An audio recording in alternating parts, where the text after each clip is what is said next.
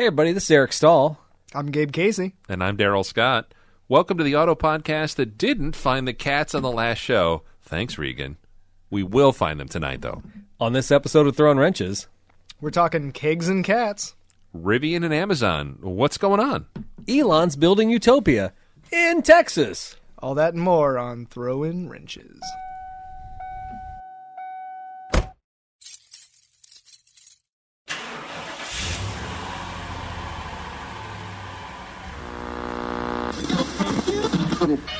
Here he comes.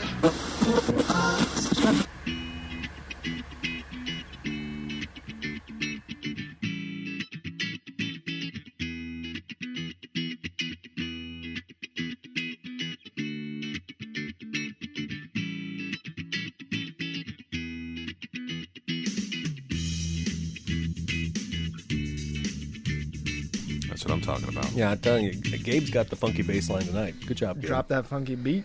Yeah. Was that the special edition? I don't think it was. No, I don't think it was. No. It was no Me, Myself, and I, but All right. that's okay. I didn't feel like a woman when that came on. So. No, there was no Shania. That was the basic. Oh, well, that's all right. We need to do a custom theme show for every episode. I think we do. Hey, everybody, welcome to Throwing Wrenches Podcast. Again, I'm Eric, and if you want to join in the fun of the show, as I always say, send us an email at info@throwingwrenches.com or post a review on iTunes. Daryl, are there any reviews on iTunes this week? I checked. We're still holding at 34. So no new reviews, but that's fine. You know, we're very pleased. I mean, the last episode, somebody sold their soul and got and signed up to an iTunes account, even though they're like an Android user. And we had to pay them a lot of money. Yeah. A lot of, like $6,000, I think. Yeah. But that's fine. We have the budget. Yeah. Oh, yeah. Oh, absolutely. Budget. Thanks to the Patreon subscribers. Thank you all so much. Hey, if you don't know my co-host, Daryl Scott, well, it was about this time last year that he swore that 55 Cadillac he picked up, you know, the one he got on the cheap at that auction, he was going to have it ready as a roller for the June Cars and Coffee, the second one of the year of 2022. Well, maybe he meant June of 2023.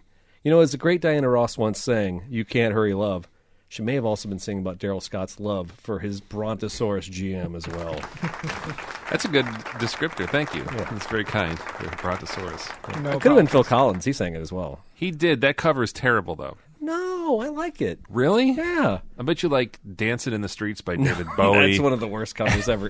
that is so. And Mick Jagger. It's a little from the Rolling homoerotic Stones. for my taste. Okay. Sorry. Yeah. All Just right, a fine. little, though. Just Well, now that we're done with old music talk, if you don't know Eric Stahl, he's the one who keeps the local Toyota service department humming like a sewing machine.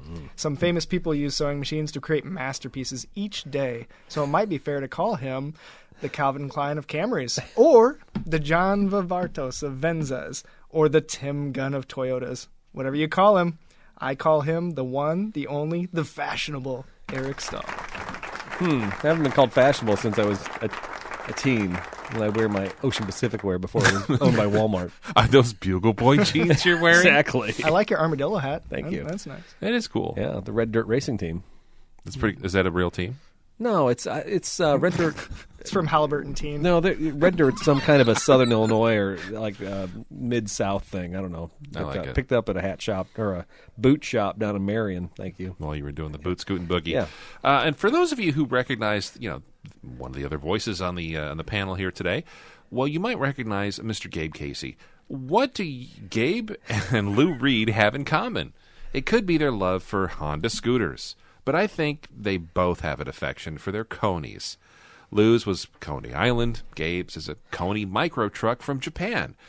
Maybe he will have that Koni running soon so that it doesn't find himself hitchhiking across the way in the USA or somewhere across Tazewell County. He is Mr. Gabe Casey, Koni aficionado. Oh, thank you. One of like 43 in the world. Seriously. Give you credit for the read because you had to read that one without knowing it at all. So good job. Yeah, I went in there blind, but that's fine. That's how I go into most rooms because I can't see out of my glasses anymore.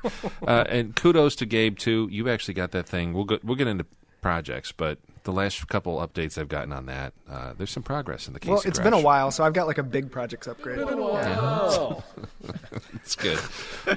Speaking of things that have been hanging on for a while, one of our longest sponsor ever, right? Yes, a glorious sponsor, Forts Toyota Pekin. We appreciate their support over the years. Forts Toyota is a new and used car Toyota dealership in North Pekin, Illinois.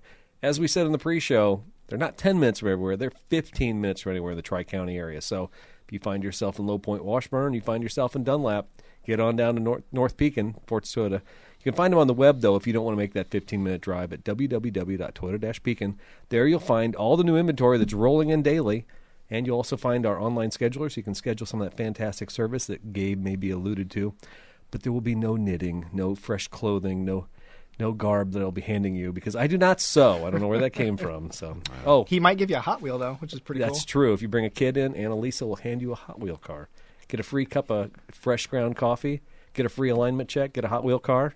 We got it all for you, all for free. I always bring one of my kids when I go see Eric. Just so you get that Hot Wheel. And then he goes, what'd you And get? What'd you get? And then he take it. hands him like a terrible car and says, Daddy will trade you. Actually, the last time I was in, I took some of my own Toyota Hot Wheels and I swapped them You out did. for some of yours. He did. Did and you he did it- seriously? And he Yes. did it legit. He told Annalisa, like, I'll give you 2 of these for one of those, knowing that, he was kind of scamming the system. No. What did you get? I had some like Tundras or whatever. You wanted did you want the Tacoma? Is that what it was? There was a Land Cruiser I didn't have.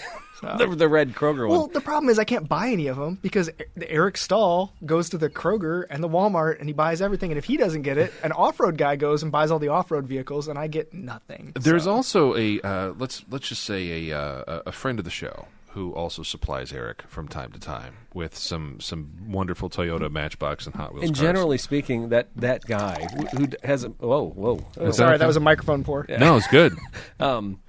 I mean, it's Supra and some other stuff. But this last time you sent me a picture, he hit like the mother load of Toyota Hot Wheels. I mean, there's some FJ40s and there was a bunch of stuff. I'm like, Yep. I may have to like throw him a $20 bill because that's some good stuff. Yeah, we can PayPal him some cash. Shout out to Andrew, my good friend Andrew, who is always down for the hunt of that stuff. And it wasn't until he started buying and he's like, hey, your buddy, he does the Hot Wheels at the dealer, right? And gives them to kids. I'm like, yeah. He's like, here's a bunch he might like. And after like 6 months of that, I'm like, I'm going to the grocery store now. Like, I'm like a little kid. You are. You're like, there's an AMC Spirit Wagon, and it's like, I'm like, that's the worst Hot Wheel in the world. But Daryl Scott zooms in on that one. Yeah, it's to the point now where Sarah's just like, just put it in the cart, but you can pick out like 3. She's doing like, Totally regressed. Mom, can I get you can have 3, and that's it. that's right. Dude, at Hy-Vee, they're still $1. I mean, what can you buy for Whoa. $1 anymore? That's crazy. Yeah, I think Schnucks is like $1.15 or something. They're But about 25 at Kroger. Yeah. But no, Hy-Vee. Why do we still all $1. know the Hot Wheels price? That's sad. We are sad. a table full of man children. Sad. Hey, everybody. I don't know if anybody signed up for the iTunes Premium because I did not check, but you can also find those pre-shows that we put on the Patreon feed on iTunes Premium, and they're pretty great. I got to be honest with you. This last one, sometimes I think, and some people have said it, they said it out loud, and I'll say it, I'll repeat it. Yeah, I've said it. Pre-show might be better than the regular show. Sometimes. sometimes. What about tonight? Was tonight's... I mean, on a scale of 1 to 10. I don't know. I probably had one of the best laughs I've had in a year. Yeah? Yeah, earlier. I don't remember what we were talking about, but I laughed so hard. We talked about colonoscopies. We talked about the Oscars. We Will talked Ferrell? He's funny. Maybe Yeah, you that like was him. funny, Well, yeah. talked about probably. peak in history and soap. We talked a lot about soap, which is weird. So if you want to get involved with that and have a lot of fun, you can just hop on the Patreon feed. It's at patreon.com. Look up Throwing Wrenches. You can also find the link on our website at throwingwrenches.com. But you can also go to iTunes and you subscribe to the premium feed for just $2.99 a month. You can get your hands on those pre-shows. They're pretty fun. Wait, so it's cheaper than Patreon? Well, you're not getting the swag. I'm not sending you out. Oh, okay, You just get the shows. I was just curious. Yeah. Yeah, you don't get the bar of soap or the air freshener. You don't have to bite the soap if you go through iTunes. or the T-shirt that Eric is still in production with. Yeah, 4 episodes of send us your sizes, and TBD. I don't, and honestly, I don't have everybody's sizes. I still don't. that's what's holding him up, people. Pretty much. I don't have. I need a spreadsheet with everybody's size, and I don't. And I know that if I bought like 10 3XLs, I'd probably get rid of all those from what I can tell from everybody. Probably. Some assumptions on our demographic. I know Don lost a little weight, but As he's looking. definitely a 2XL. So Well, the other thing, too, it takes you a long time to macrame those T-shirts. I know you make those here in the basement. We're not calling it a sweatshop, are we, Gabe? It's Timmy not- hair. No, I 'cause it's macrame out cool. of Timmy hair. It's cool enough. You won't sweat in here. It's not a sweatshop. Actually, Right. Gabe was saying if I were to hide the cat upstairs, if I were to like tan and let that hide, we could make sure it's on her, right? You should make a shirt out of that cat. That'd be the best use for that thing. They call it Satan for a reason, folks. Yes. Yeah. Lucifer is what we call her. Clever. Anyway, all right. Well, thanks for not reviewing everybody. There's it's so hard. I understand. You probably have to open your phone up, go to the podcast app, and maybe just hit like, and then just write like I like this podcast or something like that. Or it reminds me of my dad and his younger brother. That's talking about old Daryl and young Eric or something like that. But you could say anything. You could say, I think the one guy with the glasses seems really stodgy. I think the other guy seems young, hip, and cool. You can say whatever He feels you want. like this is on video. Yeah. Like, people don't know what you look like. He's playing to the camera right now.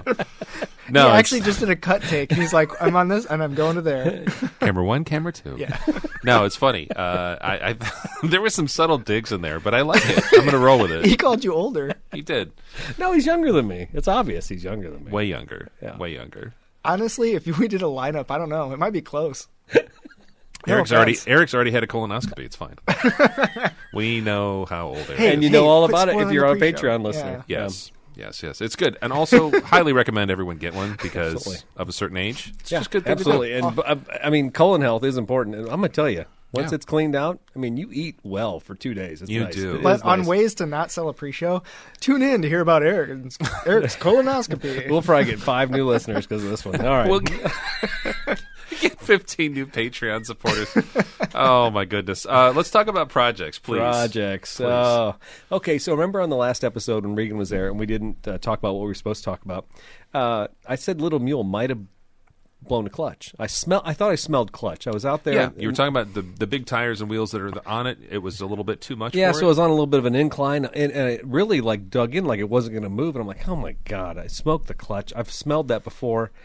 But Little Mule, by the way, 96 Tacoma, short bed, 4-wheel drive, stick shift stick shift. with the 2.7 liter 4-cylinder. a Great little truck. workhorse. I have used it to pick up mini bikes. Go on. Yeah, and it's strictly a work truck. It's nothing pretty. It's an ugly little rusty truck, but it's fun and it's purposeful, and I love having it around the farm. Well, I was moving a bunch of sticks out to the burn pile in the front pasture. That's what we do out here in the farm. And and as I'm coming up the incline, it got a little heavy, and I'm like giving it gas, but it wasn't moving. And I smelled a burnt smell. I'm like, God bless it. This is, I love the truck, but come on, I spent $2,000 on it. How much do I want to keep spending on it?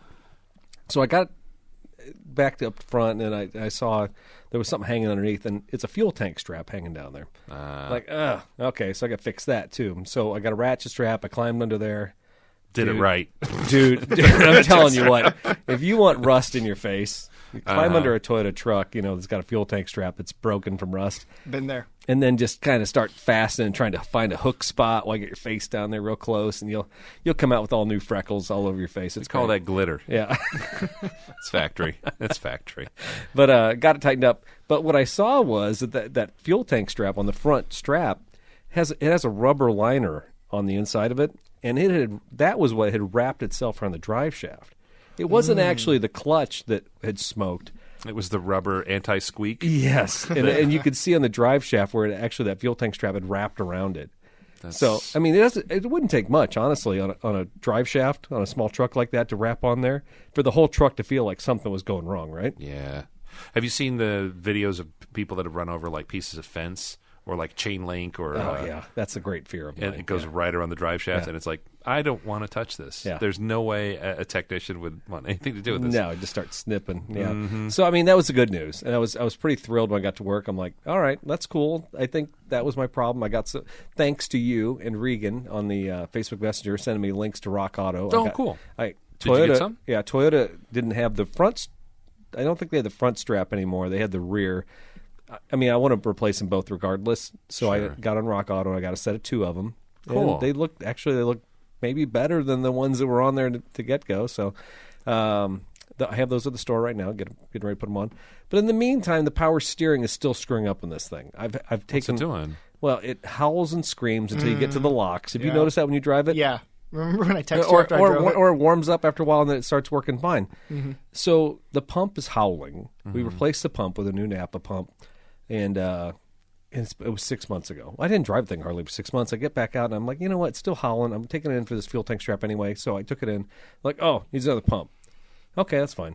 Well, you've had the pump for 6 months, so parts covered, but labor isn't.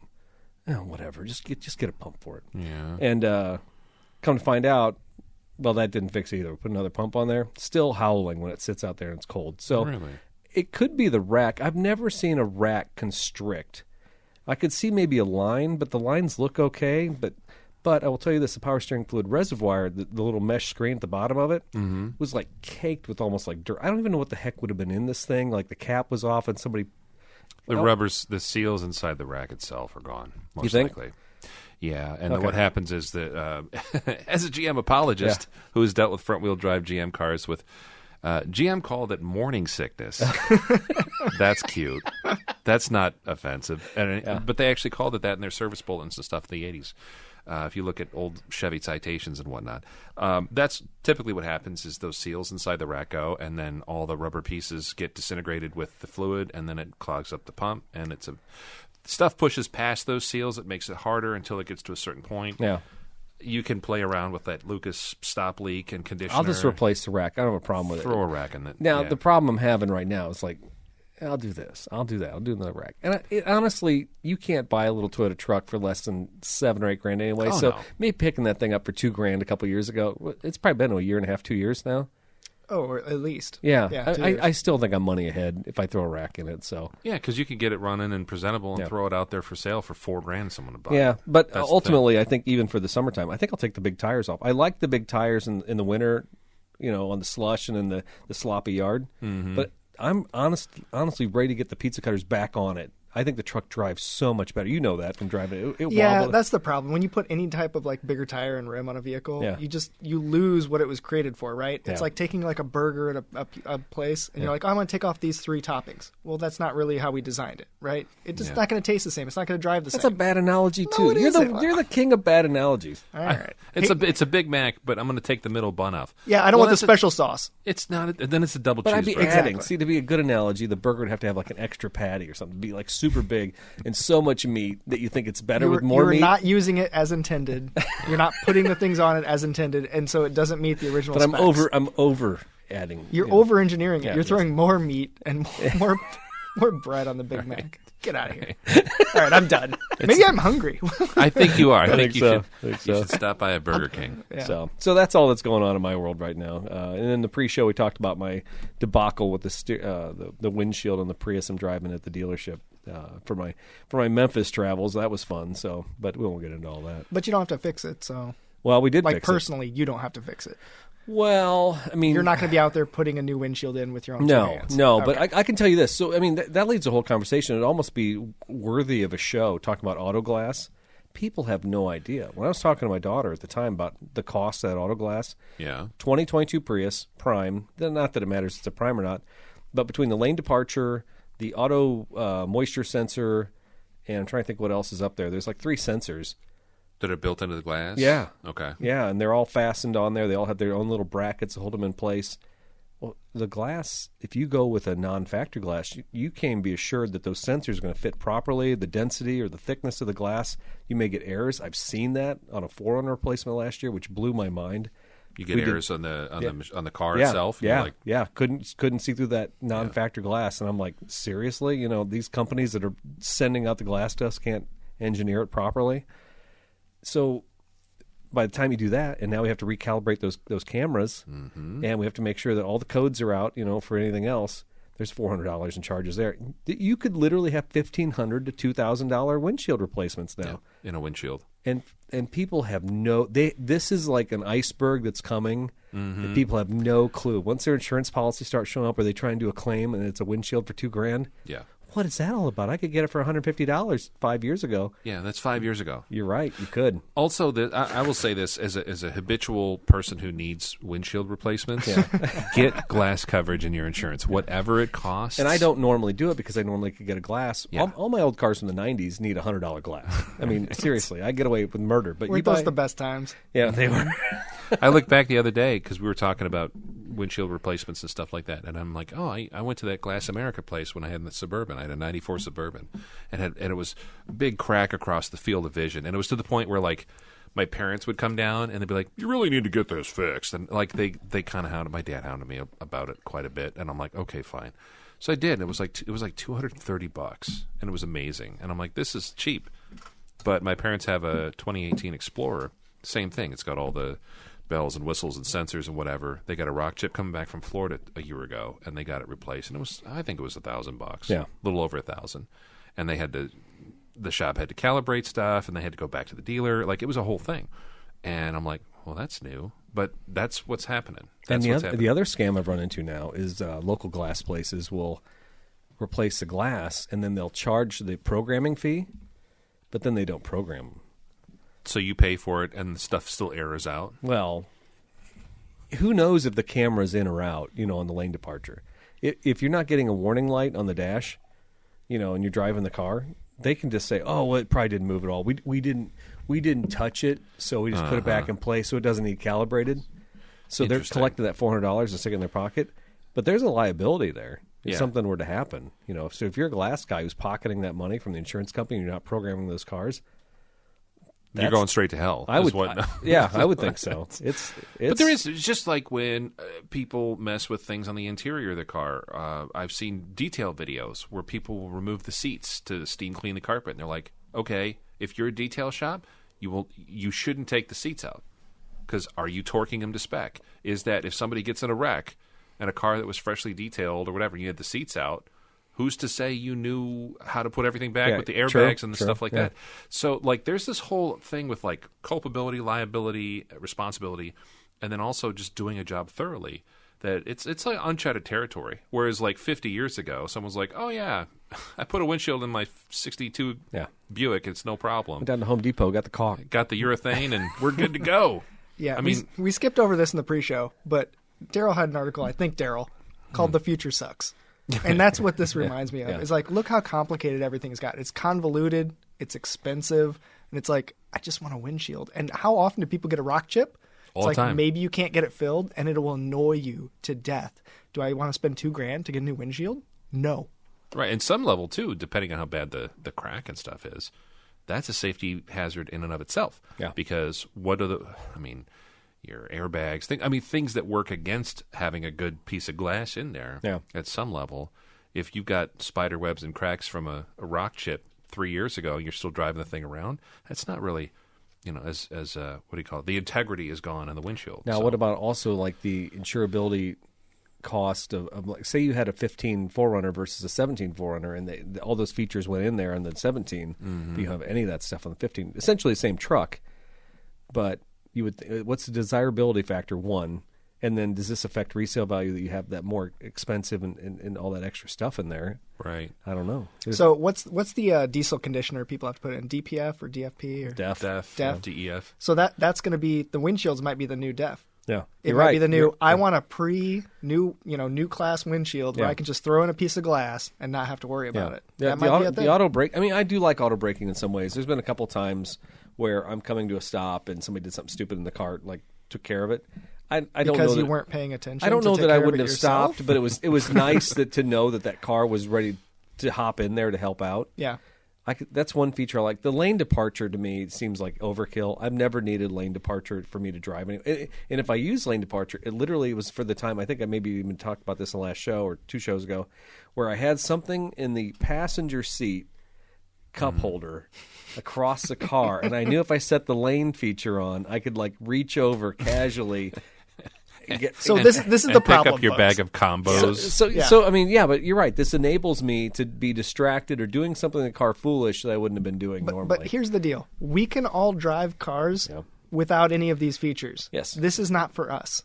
This is for the newer generation. True. That doesn't get the time behind the seat. That there's more traffic. Everything's more hectic. Life's more fast paced now. Like, it's not for us. We shouldn't have to deal with it. I don't know. The tech that's built in there is it's just rain sensing wipers. That's because people drive around. But the in a I didn't know to rainstorm. turn on my Those wipers have been when there around- was those have been rain around for on them. 20 years, though. That's a luxury feature that's been on BMWs and stuff since It the has. 90s. Right. No, Yeah. that's true. Yeah. But now it's ubiquitous. I mean, you could probably find a Nissan Versa with Yes. it in there. Yes. So it's fun to see that. Same with tire pressure sensors. Those are now a thing. Nightmare. And everybody complains about that, the added cost, the added whatever. Oh, I mean, I'm not just spending $1,000 on tires. I got to buy TPS rebuild kits and seals and this and that, and they're only good for 5 years. Yeah. This sucks. Yeah, or backup monitors that are on every bumper. You have a beautiful chrome bumper with like 4 extra drilled holes in it. That's because you can't be trusted to test your tire pressure every 3 to 6 months. Because You people can't weren't do doing it. it. Yeah. Yeah. Yeah. It's not for us, though, but brave new world.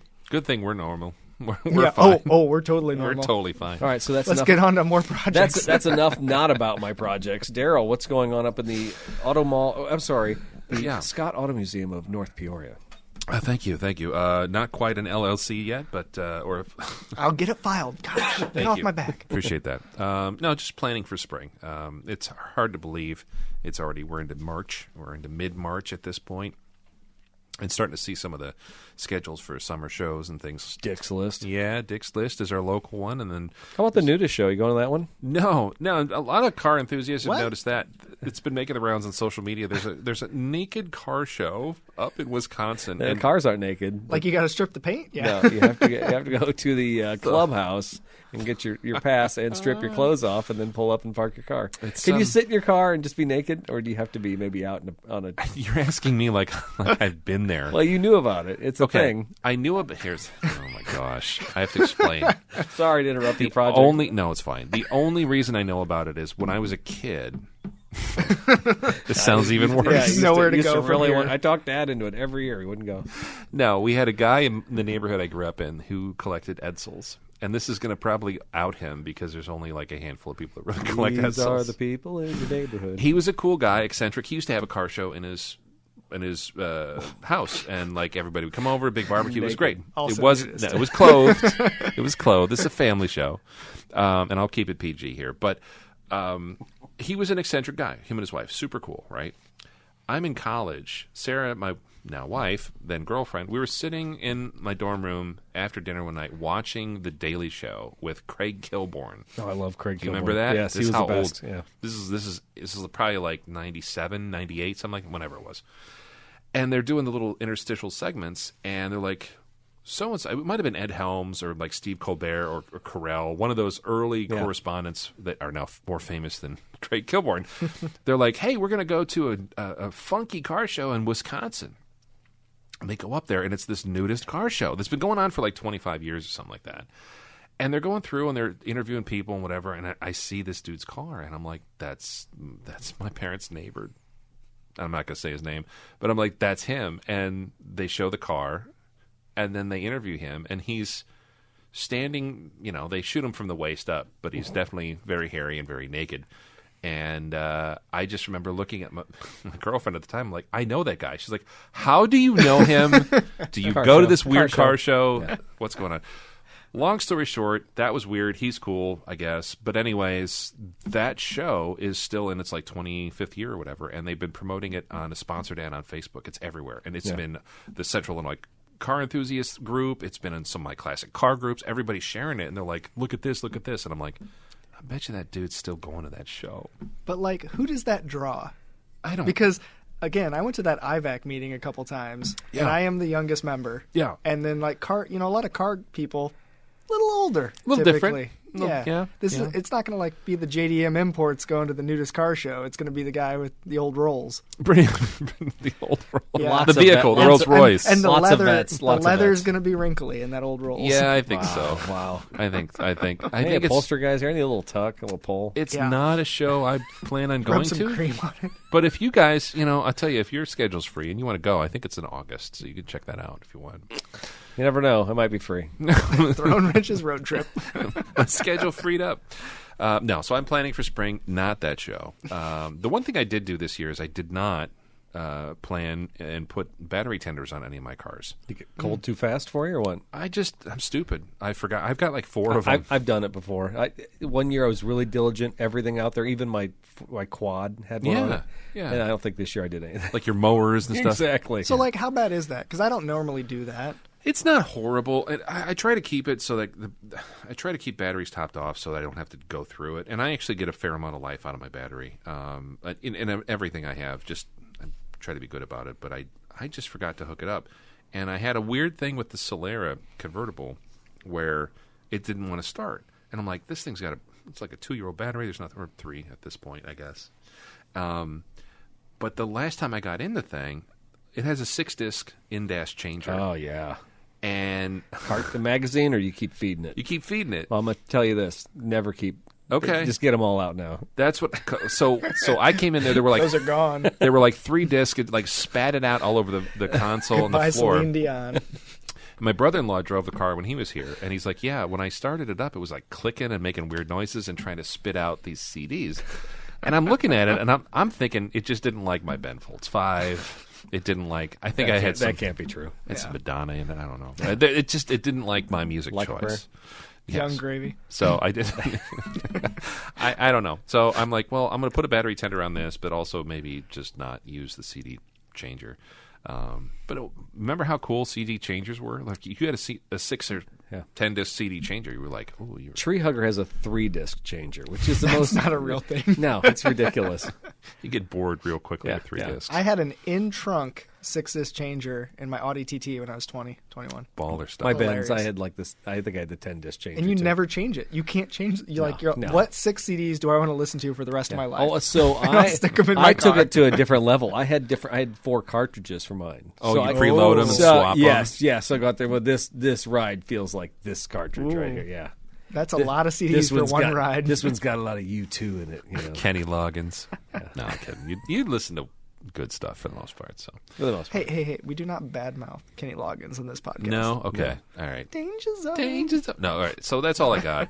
I need to put brakes on the Solera and some other stuff, but other than that, not too much. What is going on in the Gabe Casey garage these So wait, days? your project update was you didn't put battery tenders on? No, that was it. It's been cold, yo. Like Okay. I'm just Th- curious. This spring has been unrelenting. But we also had a It couple has. days that were amazing. nah, one or yeah, two. I was working or like had other. Oh stupid yeah, working sucks, doesn't it? Well, I mean, it helps. I was joking because I don't work very much. We all need sugar mamas That's the like Rachel. for real. Could she adopt us? Nope. We're full up. Sorry. Because you know what? We had a spare bedroom, turned it into a Lego room. Because you know what? 2 kids. Yeah, you really did. Yeah. 2 kids or 3? 2 kids. Okay, just checking. 2.5 Oh, am I a kid? Get it? counts. Yeah. Yeah, I get it. I get it. But Legos are not part of your projects. You have, or are they? If they're Technics, I mean, they might count. They were. I did a McLaren Technic, and that thing took me like 3 or 4 times as long as like a regular Lego. For real. There's Yeah. a McLaren. Well, you have to savor Yeah. it when it costs $120. No, that was part of my discount Lego buy from a shady dude in Bloomington. We're not going to get into the whole story. I thought I was going to get robbed. I met him at the police station. Dude pulls up in a Tesla Model S What? and then just unloads like 25 Lego sets. I paid $400 for 25 new in-box Lego sets, and I got the McLaren as one of them. So Wow. shadyfacebookdeals.com. No, Nothing just wrong kidding. with that. Wow. I like it. No. The garage has been good. So I've been inspired by the spring, and I've been like, oh, Daryl, I'm gonna get out there. I'm gonna work on stuff, and then like, Yeah. you get like 1 or 2 nice days, and you work hard, and then you're like, I can't do anything. So I've got the new Coney, and by new I mean 1966. It had an auxiliary fuel tank in the bed. I took that out. I'm not gonna run that anymore.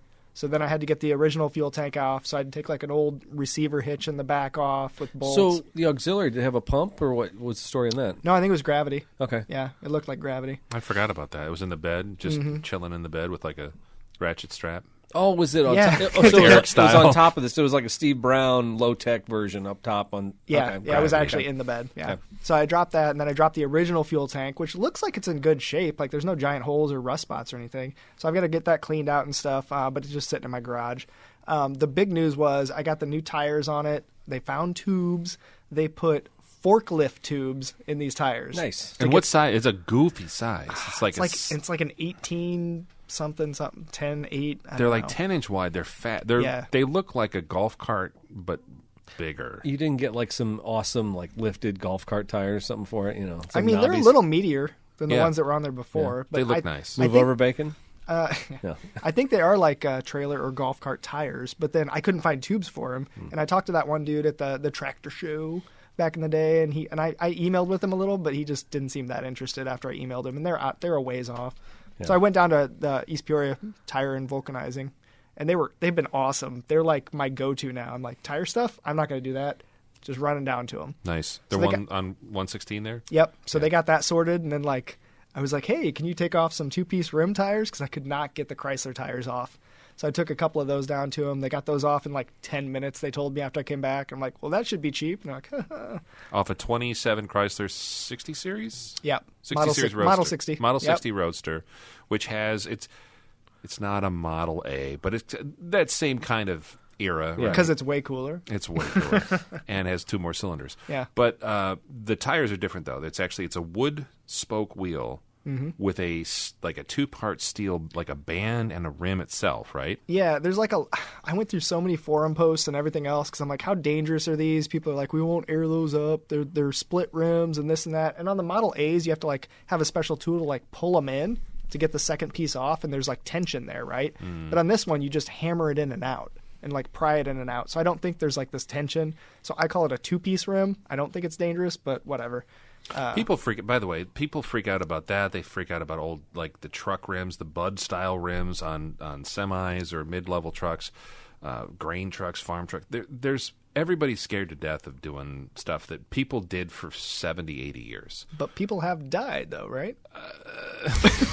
Well, I doubt from a ring tire like yours or something like that. Not necessarily from mine, but from the Right. split rims or that. There's been stuff. A lot of times it's either, I hate to say, overinflation or careless stuff, or Yeah. just kind of like the shade tree. I'm just going to pump it up, and then they blow it up. Yeah. If people knew what they were doing and they were safe about it, everything would always be fine. They do have cages. A lot of those places, Yes. the good tire shops that'll do, especially fleet maintenance and big trucks, they'll have a safety cage for those occasions. But it's just like changing struts. Like, Eric, your dealership, do you guys even change struts anymore? Oh, yeah. Yeah, and you? Toyota still sells everything in bits and pieces, so a lot of times we're separating the spring from the strut. You're still doing the Oh, fun geez, stuff. it's a nightmare. And so, and Toyota gave us a newer tool here recently. It's got, for the Tundras to work on their struts, it's got little cages that come down as you lower the thing down. The cages come out and protect the technician, which is nice because some of the older ones were doing the springs. You literally are putting 3 claws on the top of the spring and 3 claws on the bottom. And it's up to the operator to decide where to put those claws on the spring. There's no rubber. There's nothing to really hold a grip. It's metal on metal. Gets a little dicey. Yeah, it does. Yeah. And there's been many times I'm like, I'm going to step back while you work on that. You good? You good? All right. I'll be Scary. I'll be somewhere Honestly, else. They are scary. Yeah, speaking of that, I do work comp, so, Fort Toyota. You do? Okay. Yeah. Just take all your rims over to Fort. Exactly. No, thanks. But no, yeah, so the Coney, I'm excited about the Coney, but I need to spend more time in the garage. So, and then the 27, so I've been working on the rims. I got the tires all off of them, and I've been grinding on them because I got my new tires and tubes finally from Coker Tire. Hallelujah. I ordered them in April or Yeah, it was May of last year. It was May of last year. And they told me they'd be in August. And then I emailed with them. And they told me they'd be in at the end of December. And then I emailed with them. And then I never heard from And them. then they were like, we'll give you different ones. We'll honor the price. No, it was the same ones, but we're on at the price because Oh. the price has doubled since I I ordered thought them. they were giving you black walls instead of white walls. I ordered black walls Oh, because I'm cheap. Which, Well, it turns out that's probably a good move because the price is doubled on that. yeah. The price for the tires I bought for my Plymouth, they've already gone up $30 in 2 months. Wow. So I think that's just kind of the way of the world right now, especially with, I hate to say, niche stuff with antique cars. They're just the group of people fixing and restoring that, smaller and smaller and smaller. So that means they're going to just jack the price up because they can. So Yeah. I'm glad you got them. Yeah, so I got those. So I'm excited, but I got to get out there and be grinding, and it's just not happening quite yet. But I'm excited. Chrysler's going to be running this year. I'm Daryl 2.0. It's going to be running to shows this year. And then if I sell it next year not completed, Yeah. you can make fun of me. There you go. That's right. And then He'll be tonight, as I was walking around my yard, I heard this tractor coming up my driveway. Yeah. Yeah, and I thought somebody maybe one of those giant John Deeres on tracks was coming up the driveway. Come to find out, your daily driver was coming up. Yeah. No, so the 1988 HJ61 Land Cruiser that I bought off my buddy a couple years ago, and I've tried to sell He multiple has. times. Yeah, he's always had it for sale, It's but like a bad penny, man. Yeah. You can't, but you know what? It is a cool looking penny. It's great. Why ambulance roof, did I ever want to sell this? Honestly, tell me. the stripes. Stripes are great. The stripes are a bit much. I love the turbo. I love the stripes. I love the old 80s graphics. But, there's little, things with old vehicles you got to get used to. Like, the one door, when you open the handle, you got to push the handle back down. Because if it's not flat, when you shut the door, it'll just bounce out and piss you out. Stuff like that. Yeah. Like the rearview mirror that'll shake down a little bit over time. Like little nitpicky things I need to fix on it that'll drive me crazy on the long term. Mm-hmm. That's the kind of stuff. But, it's a great vehicle. It's probably the best miles per gallon that I'm going to get in my fleet with the turbo diesel. So, no, that thing's great, and I daily it right now, and I've been loving it. It gets tons of attention and looks, which is good and bad. Depends on if you're looking for that. That valve rattle as he's coming up my driveway, and then the waft of the diesel. Just You like that? I'm like, Does it remind you of your Kubota, your old Kubota? oh yeah, you know what? Yeah. A little bit of that. I don't miss that really. Actually, my new Yanmar has a diesel, but it doesn't smell anything like that. I think it burns clean. Does it? Yeah. Are you going to do a veggie oil conversion on it? Propane. I might. Propane. I'll make French fries, and tomorrow we'll mow the grass. It's not a bad way to live, Yeah. actually. Yeah. Well, it's cool. It sounds like there's a lot of stuff going on, and like all of us here, it sounds like we're looking forward to spring, summer, getting out, doing some events, freeing up some time, and doing what we enjoy, which is just going for drives. Yeah. Getting out I there. have too many projects. You've got one project still, right, Daryl? I do. Eric I do. doesn't technically have a project, so he's living clean. He does. We just don't talk about Dude, it. I got. Oh, wait, all the cars at the dealership. I got. Forgot as a about matter those. so as a matter of fact, I reached out to the gal with the red Celica to try and iron out this title issue because when I bought the car, What year? the 95. Okay, 95. 95 GT with the The one you bought for the rims? Yeah. Okay. Yeah, and it needs a trans, but at this point, with the way the economy is, I'm like, you know what? If I put a trans in this car, I'm going to be money ahead. And if you know what, someone wants to drive it this summer, I'll have it. It's a cool little car. It's actually clean. It's not a bad looking car. That's now my it does first have car, the 95 perforated Celica. Was it really? tan leather, and that perforated leather never seems to hold up. It's like got tears in it, so I might have to do this or that. But you know what? Honestly, there's so many parts online. eBay is covered with parts on this. Copar, there's Celicas for sale all over the place. I mean, if it came down to it, I could sprinkle this thing with used parts all over the place if I had to. So Yeah. So I reached out to the gal who let's just say because of my business dealings at the dealership, I can identify based on the VIN number who was a previous owner of this car. So I reached out to her as a lien holder, and she hasn't gotten back to me yet. So I'll start that See if you pursuance. can get some paper on it and make it easier to do because something with. I called my tow guys. I said, what do I got to do to just get this car? It's been abandoned at the lot. It's been here 2 years. I paid for the tow to get down there, but they've never wanted it. But I don't have a title. And they said, by the time you go through everything, it takes time. I'm like, I got time. Like, but it also takes a lot of headache. I'm like, you know what? If I can just reach out to this gal, it'd probably be easier just to get it handled that way. So that's the direction I'm going to go first. Good. Otherwise, you got to do the bonded title thing, or do you have different tools at your And disposal? he said it'll be salvage. I'm like, I don't care if it's salvage. Nobody who drives that car, who buys that car, cares that a 95 Celica has been salvage title. So. I wouldn't think Well, so. what you could do is you could file for like a storage lien, and you got to file that with the county, and then you could pursue a lawsuit to claim it. And then But you could do a I sheriff's sale. technically had an Yeah. arrangement that I towed the car from Meineke when I bought it from her. But it was during COVID. Yeah. And the young lady didn't have the title, and then text drop off your iPhone after 6 months. I lost Really? track. Yeah, they have a feature in there now that if you don't continue a conversation, it's gone after 6 months. Well, that's another reason to That's a feature? not have an Well, Apple device, but you know, that's just me. yeah, it's whatever. fine. It's fine. Yeah, so that legal document's gone now. So, but anyway, again, so I Apple doesn't have to go to court. Yeah. That's what that is. You know Just what? gonna auto-delete our You know what? history. I should hope that Facebook Messenger messages would all delete after 6 months. What are you sending? I'm just saying, you should all. I should Everybody hope. Yeah, everybody should hope. Well, speaking of things that are against the law, is it time to take a look at what's going on in the world of news? Sure. All right. It's time for the news. Thank All right. So last week, or 2 weeks ago, Regan absconded the show with technical talks, but we're gonna get back on subject and talk about catalytic converters. Yeah. Does everybody know what a catalytic converter is? At the I table? don't. You don't? It does something in your exhaust, and it's good for nature. Good for you. Good for you. That's all I know. Now let me ask you this, Daryl. Yeah. Serious question. When did catalytic converters actually show up in cars? So 1975. Here's some. I He knew I had was the right not guy prepped at for the this. table. He did not Google Such it. a jerk. Nerd. And the real OGs can check me on this, but I believe it was a federal mandate in 1975, and that was for all passenger cars and light trucks.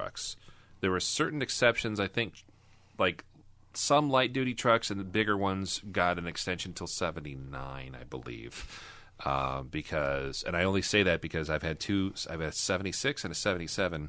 I'm sorry, 78 pickup that were farm trucks that were purchased new by members of my wife's family, and they both had non-catalyst stickers on the valve covers, and they'd never had a catalytic converter fitted on them.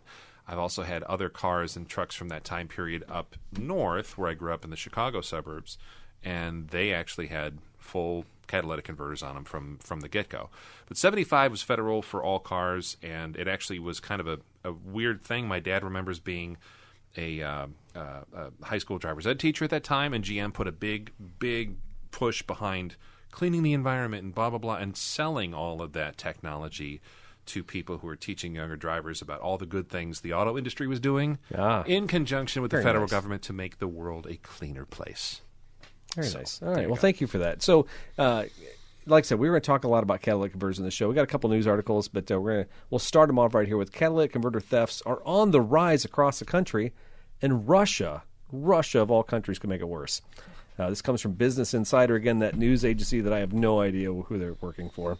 There's been a stark rise in catalytic converter thefts across the country since 2019, and there's a chance Russia could make it worse. Each of the metals has faced a supply chain issue since the pandemic occurred, but Russia may limit imports of palladium, according to the Times. As of March of 2022, Russia is responsible for exporting approximately 40% of the world's palladium, the Times reported, citing Moody Analytics. More Russia news. You can't beat that, right? What can't they ruin? The government or Russia? Probably Russia. Yeah. I didn't realize 40% of the world's palladium came from there. I guess I didn't realize palladium was that big of a deal. I always thought it was it was platinum, palladium, There's like 4 or 5 heavy metals in that honeycomb mesh inside the converter. And it has to do, I'm not a science person, but I believe in it, but the world's not flat. But it has to do with temperatures and how basically hot exhaust gases and whatever makeup of that metal, those precious metals in there, basically it's like a little arc furnace where it gets hot enough to where it burns off unburned fuel. It looks like a ceramic, basically. Yeah. When you're looking at it, a honeycomb have you ever seen one cut open? No, I've never cut open a catalytic converter under a car 2 months ago. You've missed out on some future lung cancer. That would be a federal offense, Eric. However, but anyway, it literally looks like a ceramic that's in there. It's crazy. It is weird. And so when you hear about precious metals and heavy metals and stuff like that being in there, you're like, well, it just looks like porcelain. You don't think about anything else being in there. And the dollar value too. When you see what some of these are bringing at a scrapyard, hundreds of dollars. You're like, there can't be that much in there. It is. It's like gold or like silver or anything else, or platinum, where there is a fair amount of that. And over time, the values of those things are going up, and that's why we're seeing people do what they're doing, which is catalytic converter thefts across the country. Seems more prevalent in some areas than others. Yeah. I'll hop down here. I'm going to go. Yeah. So there's a couple articles, and maybe we can go back to this Brazilian mine thing for GM and stuff like that. But Japan Today had an article. A couple of developments surfaced this week after the National Automotive Dealer Association wrapped up their NADA show 2023. First, NADA welcomed the reintroduction of the Preventing Auto Recycling Theft. They call it the PART Act. Isn't that clever? When Very they do that clever. Stuff? Yes. Cute. By 4 U.S. senators. And then the association's workforce initiative received a $30,000 donation from Assurant. I don't know who that is. Oh, I'm sorry. That one's from Auto Recycling. And then another article here from Auto Dealer Today. Cat thefts continue to get worse. The jump in catalytic converter thefts since the pandemic continues and could worsen. Statistics compiled by the National Insurance Crime Bureau. There's an agency I've never heard of. A group focused on preventing and prosecuting insurance crime showed that thefts of cats skyrocketed 1,215% between 2019 and 2022. A congressional bill supported by the National Automotive Dealer Association, as we talked about it before, PART, was introduced and supported by the NADA, and it's introduced to reduce and fight the thefts. The Preventing the Auto Recycling Act, PART, would require new vehicles' VINs to be stamped in the converters, making stolen parts traceable, and create grants program to pay for marking of existing vehicles. That's from Auto Dealer Today. Do you remember, like, back in the day when people used to sell a service at dealers where it's like, hey, we're going to etch, we're going to etch the VIN of this vehicle on every piece of glass. So if it's stolen, people will know it's stolen. And they they got insurance discounts for it. That's great. Do you really think that works, or that worked back then? I don't know what the glass etching never made any sense to me whatsoever. I always felt like it was just like a dealer ad that nobody's stealing windshields or people would part out a car, chop shop, cut it up, but nobody's buying like. No, glass is the first thing broken out when you want to break in a car, right? Exactly. I mean, just one window, right? You got to break all the glass. Yeah. But I know in some other vehicles too, over the time they started doing, everything's VIN. Yeah. The motor, the trans, everything is. That's why collector guys are all about like matching numbers. Matching, yeah, sure. But do you really think a scrapyard, especially a sketch scrapyard, that's No. I hate to say buying stolen garbage from people who are less than No, upstanding. Because we have guys citizens? come into the dealership all the time, the recyclers, and they are licensed recyclers. Sure, They'll yeah. come in and they'll buy our cat converters. So whenever we do an exhaust job at the dealership, we'll chop the pipe, and we don't throw that in the trash. We don't throw it in the metal recycling. We hold on to plenty that there. because these cat recyclers, these guys will pay us $50 to $100 per piece. Mm-hmm. You know, and some of these new ones are costing like $3,000. It's insane. I know on the Tundras, the Tundra forum I'm on, it seems like Florida and Texas. Anybody that owns a truck, and especially a lifted truck where you don't have to jack it up, you can just crawl under there with a sawzall. Very at night. easy, sure. They're looking $1,200 to $1,500 a piece to get cats put back on. And the insurance company, that's the other thing. The downside is, so the victims of all this surge, what was it? 1,200%. 1,200%. The victims of catalytic converter thefts across the country, the downside to that is the insurance company says, hey, you can put some aftermarket crap on your car and not like a factory. If I had a 2021 Tundra and somebody cut off my stuff, I'd be pretty upset if they're like, yeah, just go ahead and put some, eBay stuff on there and whatever. Is there a difference? Is it detriment if you go with an aftermarket catalytic converter versus a stock one? Well, I think it's just like, was it the pre-show we talked about the glass, the auto glass? Or was it? Yeah. You don't know. It's a big question Yeah, mark. will the longevity be there if you do a non-factory? I mean, sometimes we argue, just like when you go to Kroger and you get the Kroger brand, it's the same stuff made in the same factory. Right. Maybe that catalytic converter is built to the same factory as as a factory part. Not likely if it's an import. A Toyota catalytic converter is probably not made in the United States. So It's like the Malto-Meal cereal. Like, exactly, I got the bag cereal. It's a better deal. are these Golden Grams? No, they're Honey Grams. Yeah. They're just as good. Honey squares. Yeah, My parents used to hide generic cereal in real cereal No, boxes. they didn't. And trick. I'm serious. They'd buy like trick one. me, and it was terrible. Temporarily And I used to be about like, this. "Oh, the Frosted Flakes don't taste very good today. I don't like them as much." Yeah. Literally, I thought we got bad bags. I'm still. That's the one thing I'm Mine bitter tastes about different, from my Mom. I childhood. went over to Johnny's house this weekend. His Golden Grams taste better. No, than it would ours. vary from box to box. Yeah, because it'd be whatever's on sale or whatever. Yeah. Do you remember there's a Family Guy bit like that where it's like, if you like Frosted Flakes, you'll like and Tony the Tiger, you'll like these whatever cereal flakes, and Terry the Tiger, and the Terry the Tiger, They're okay. they're food. I don't know why it just popped into my mind. Now- But no, it's the same thing though. Like, so if you have if you're a victim of that theft, not only does it screw with your insurance rates, it also you have to deal with a car that's being down. There's also supply chain issues because of shortages and how expensive this stuff is. So there's people that have been, hey, I'm waiting on I got a 3-month wait right now on a Prius. for a converter. Yeah. No kidding. Customer has traded it in and said, screw it. It's been sitting in our lot for 3 months. But then you can't do anything with No. it. So can't you sell think it. about that. We talked about the glass earlier. Say you got a $2,000 glass, got a cat converter on a car that's worth $3,000. The insurance companies are going to charge you to own that car at that point. You're going to be like, why is my insurance twice on this car what it was in the car I trade in? Folks, let's talk about the potentials for and how much we're seeing these problems with these cars. They're going to charge you for it. They're not going to lose money as insurance agents. So, and we're all, we follow the letter of the law entirely. None of us here have ever cut a catalytic converter or any other Sorry. emissions Clear my related. voice. Why would you bring me into this Well, conversation? I just want to throw this out here, just level set. But I know in my experience in cutting metal with a sawzall, Yeah. it takes a while.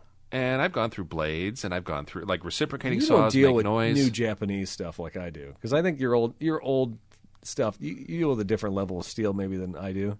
Possibly, but the Because stuff I think today- I think you can rip. I've watched videos, guys, that literally like put a jack under a car, make it look like they're jacking a tire up, and the other guy climbs on the car and has it sawed off in 30 seconds. that quick. Yes, Gotta lean into it. absolutely. There's people, and again, this is all anecdotal, just stuff I've seen in car groups on the internet.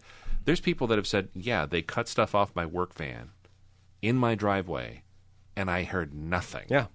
And I'm thinking to myself, I remember cutting off cutting off exhaust on my 78 F-150, and it was like 2 hours. It was like, and my dad's like, the lights dimming. What's going on out there? Well, but you don't do 10 of them a night either, No.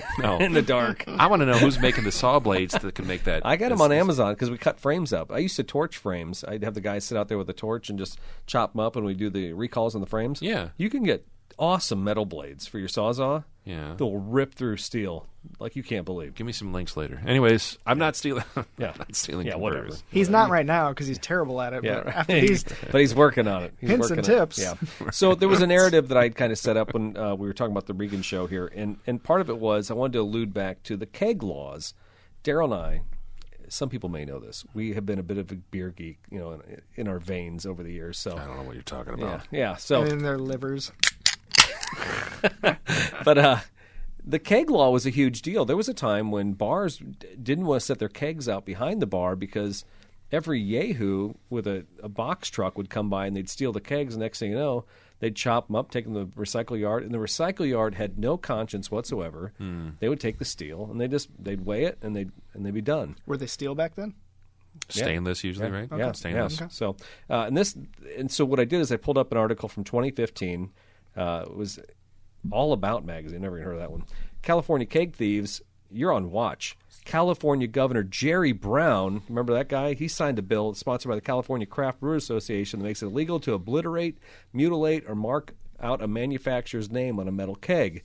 It's already illegal to recycle kegs inscribed with the name of the manufacturer without its written consent, but opportunists attempt to circumvent and scratched out and grind off the name before they were recycled for cash. The new law will make defacing a manufacturer's name a crime in itself, and according to the Brewers Association, keg loss costs a craft brewer between 46 cents and $1.37 per barrel annual in keg production. In January 2013, it launched a kegreturn.com to help missing or stolen kegs to breweries, and the law will go into effect in 2015. This is not that long ago. No. And I didn't realize that was that big of a problem. But if you look, there's a lot of that cyclical too, with like the cost of scrap, the price of people would. But it's opportunists too. Remember they just sit out. I mean, it's just like milk crates. So when I was a kid, we'd steal milk crates from behind the grocery store. You would. Yeah, because I'd have to have a place to put my TV when I was in college, right? Right. I need furniture. Thank God for the dairy. Good thing plastic has never been good to For recycle. Prairie Farms, Prairie Farms made my place look livable until I married my wife. Yeah, plastic just goes into the ocean, Gabe. We all know that. Yeah, it floats. That's terrible. It's interesting, though, because the other thing, you see the rise and fall of copper thefts. When people would be breaking in and stealing stuff out of new construction or, like, electrical substations. Like Has that fallen? I think so. I think copper, it fluctuates with the market. There's times where it's just not worth it, and then other times where it's, I'm going to go ahead and risk whatever, breaking the law and getting caught. It is scary, though, and the onus can't always just be on the scrap yards, because the scrap yard, if you had to ask everybody and have everyone fill out 10 logs and Do you ever take scrap in? I do. I've taken aluminum siding, storm windows. Go down to Bear on Adams? I've gone to Bear. I actually like the other one, the A. Miller. You just like nails in your tires, so you're like that's a whole other thing. But yes. yes. I had a 46 Willys CJ2A Jeep chassis that I cut up and took there, and made a little bit, not much, but I like it because it keeps a lot of the stuff out of the landfill. Sure. You make a little bit of money, and somehow I'm thinking like I'm going to melt this down, and it's going to become something useful, like maybe a car part or a fridge or something. Mm-hmm. In reality, it's probably just being turned into an ashtray or something. In Thailand. There's no ashtrays here in the United States. You know what's amazing is I've taken Eric's Tundra to a scrapyard. And not lost a tire? Did you get... No, miraculously. You need tires? The reason I ask if you'd scrapped is because now in the last couple of years when you go to like Bear, they take your driver's license and they scan, they document what you brought in. Yeah. And then they pay you the cash through the little automated teller and all that stuff. It's not like it used to be. Like with Miller, you'd walk in there, here's some cash, here's a little yellow slip, go get your money and get out of here. Yeah, they didn't really care. No. I think that's still...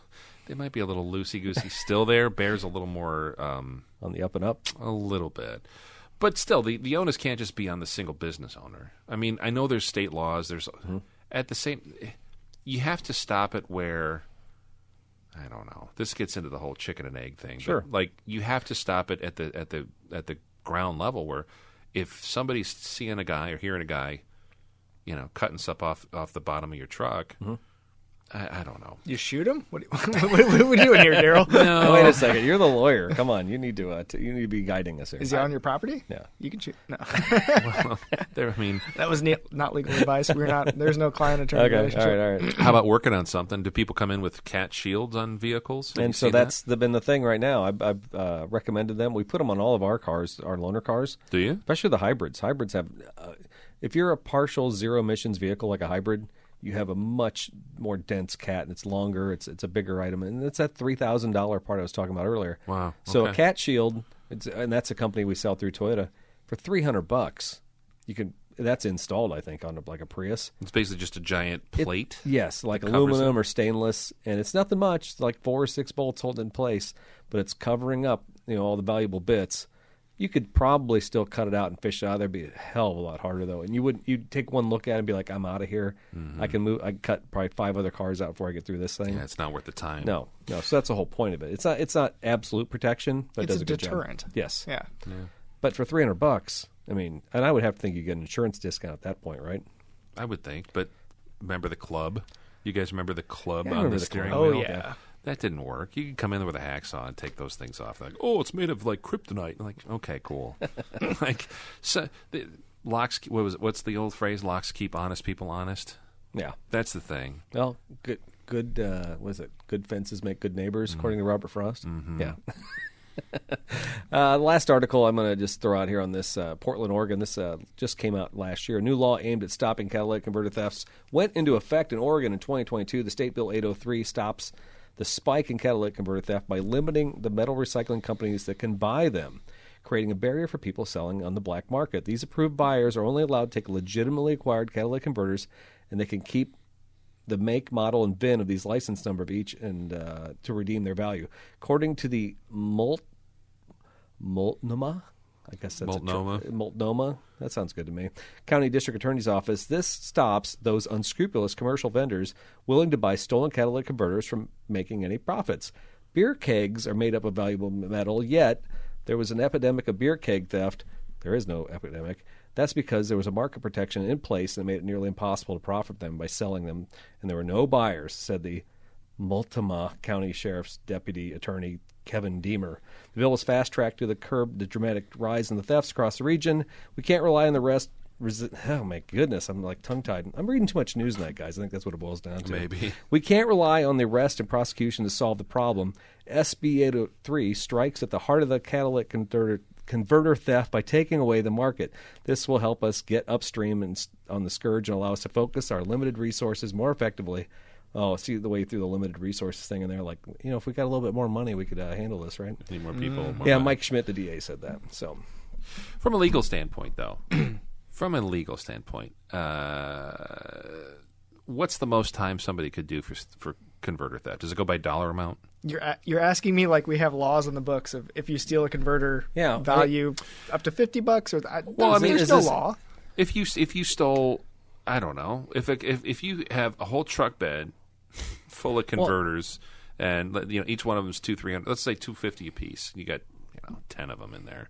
That's a lot of money. yeah. Where do you get into dollar amounts? Is it felonies? Like, is it over 1,000? What's this? I don't know. Yeah, I don't do criminal law. Oh, come on. That's the whole reason we had to get out of here. So here's the bigger thing. Here's the bigger deal. That's the whole reason you had me on here. We just thought you knew two That's criminal the laws. only one. Gosh, Right. dang it. No, I mean, does theft usually go by dollar amount? Here's the though? bigger question. Somebody pulls somebody over and they've got a truck bed full of catalytic converters. Yeah. Are they getting prosecuted and going to jail for quite a while? Yes. You think so? If they get caught cutting one catalytic converter off a vehicle, are they really going to prosecute them? What's the sentence? Is it going to be bad? Is it probably not? Yeah. Why do you think they're doing it? That's the point. I mean, and Yeah. again, limited resources, they say that. Yes, they have limited resources everywhere locally, but also it's the limited motivation. What do they get out of that? Yeah. So your catalytic converter is stolen. You file an insurance claim. You get a new catalytic converter, hopefully. Maybe pay $100-200 end of the day. No big victim. Probably 500 if you have, most deductibles and something like that. Maybe. But the point is that the cops maybe care a little. Maybe they don't. The state's attorney probably doesn't care at all. Unless you're an important person, I hate to break it to you, and yes, I'm jaded now. Yeah, I have been jaded in 10 years of practice. No, but I'll agree with you on that because actually I have 2 cases right now where sheriffs have come into my office, show me pictures of local thieves going on, Like a ring. Yeah, guys like carrying stuff. Can you identify what this is? Yes, blah, blah. And then they'll tell me it was at a local scrapyard or something like that or a local dealership, and they caught these guys. But you're right, they're going after 1 or 2 guys carrying one cat on them at that time. It's not like they got a truckload of them. And at that point, even if you have a truckload, how would you identify where they all came from? It would be near impossible. Unless you have them VIN etched or whatever. Yeah, and can you get them back and just put them back in the vehicle? No. So there's no restitution for the victim. So what's the motivation like for the police officers and the attorneys to actually go after it? Probably pretty low. The variable here, though, that is, I think, a little bit different is that it is a federal crime. I think it's a federal felony. The feds aren't going to Tamper with mess with all emissions? this. Well, but that's my question with that is they're happy in some places to go after polluters or anybody over some Environmental Protection Act, stuff like that. If they started throwing the book at some of these guys from a federal level and been like, this is an actual initiative that we want to support, because for every car, I hate to say this, and I've been an owner of 2 or 3 cars that have been straight piped, if you will, where the cat just, oops, it's gone. Definitely nowhere where it was illegal. Well, it is. It is. And not within the statute of limitations. And you didn't do it. Okay. You had no knowledge. No, I bought one of them, in which case I bought unbeknownst to me. Stop talking. Wink, wink. Anyway, so, but the fact, I did fix it. Here for a reason. Sorry, I did fix it. It is now in compliance. Yes, before you drove it. And go on with your story. Yes. The whole thing, though, is that what the hell was I going to say? If the federal government wanted to make an example of some people, I think they could go after them at that level. Mm-hmm.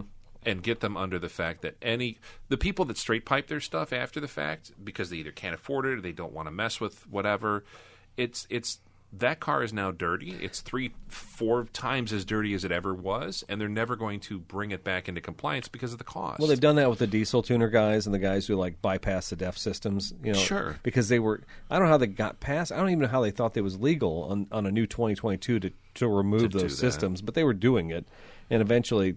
I think they got hundreds of millions of dollars in lawsuits for that from the Fed. So why aren't we going after the people who are committing the crimes and taking these cars out of federal compliance with emissions laws? Because we're talking about 2 totally separate things. Yeah. Daryl's talking about straight piping cars. That the owner of the car does that with purpose, and and Eric's talking about people removing diesel requirements on their vehicles. We're not talking about somebody stealing something off of a car, and then it would be up to the owner. Oh, they stole my catalytic converter. Oh, I'm just going to keep driving it. I'm going to pocket the insurance money, and then that would be on them for polluting, right? Yeah. The point is I broke your car. You need to get it fixed before you can drive it again. So they can't go after it for EPA, probably. Yeah, I guess, but they are the ones that are actually committing the crime. Not the EPA crime. See, and I have a thought on this, too, because I wonder when the catalytic converters, let's just say they're in a box truck and they're stacked to the roof with catalytic converters. Yeah. I don't think they're taking that truck across the border into Mexico and dealing with it. I think probably what they're doing is they're taking them somewhere and smashing them in the United States. And you can turn it to powder. You can literally turn a catalytic converter into dust. Melt it all down. Yeah, and I think it's a real tangible, easy thing to deal with and to carry around. I mean, once you get rid of the metal shells and all these things, you can take a whole box truck and probably condense it down to one giant Amazon box just full of dust. Yeah, have you seen the machines where they split them open? No. And they just scoop the dust out, basically? No. Yeah, they've got a machine. It's like a press, and it's got like a little wedge on it, and they just crack them open and like hollow them out like an Easter egg, like whatever.